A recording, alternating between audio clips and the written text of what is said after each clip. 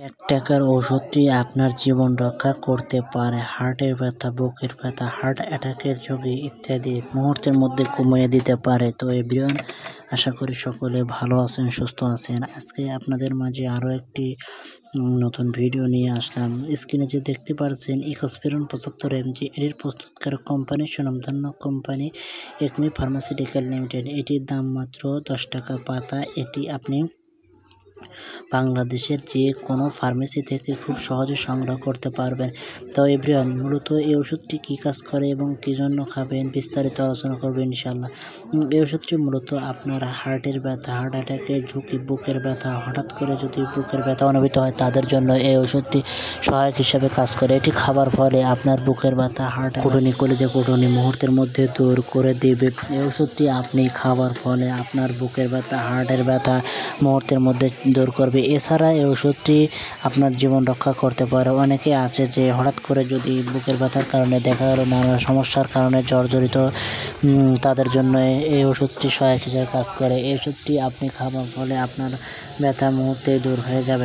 এটিকে ম্যাজিক্যাল ওষুধ হিসেবে গণ্য করা হয়। অনেক বড় বড় ডাক্তাররা সিভিয়ার কেসে এই ওষুধটি ব্যবহার করে থাকে।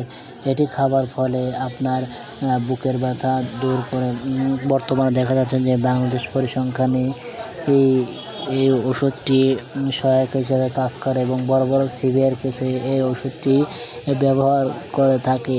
এটি যখনই আপনি খাবেন তখনই একজন ডাক্তারের সুপরামর্শ ক্রমে এই ওষুধটি খাবেন।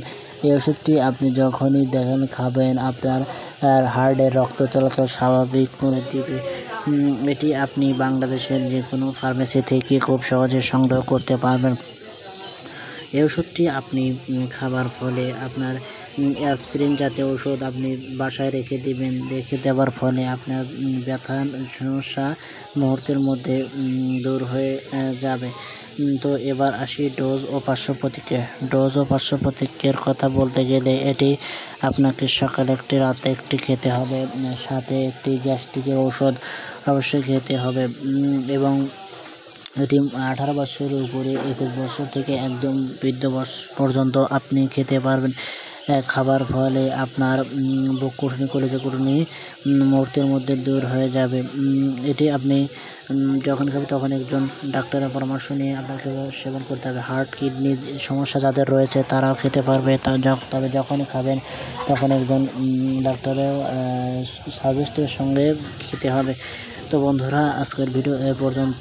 মেডিসিন বিষয়ে জানতে হলে অবশ্যই আমার চ্যানেলটি এবং পেজটি ফলো দেবেন এবং আমার চ্যানেলের সঙ্গে যুক্ত থাকবেন। তো আজকের ভিডিও এ পর্যন্তই। দেখা হবে অন্য একটি ভিডিও নিয়ে। সে পর্যন্ত সবাই সুস্থ থাকবেন। ধন্যবাদ সবাইকে। আসসালামু আলাইকুম।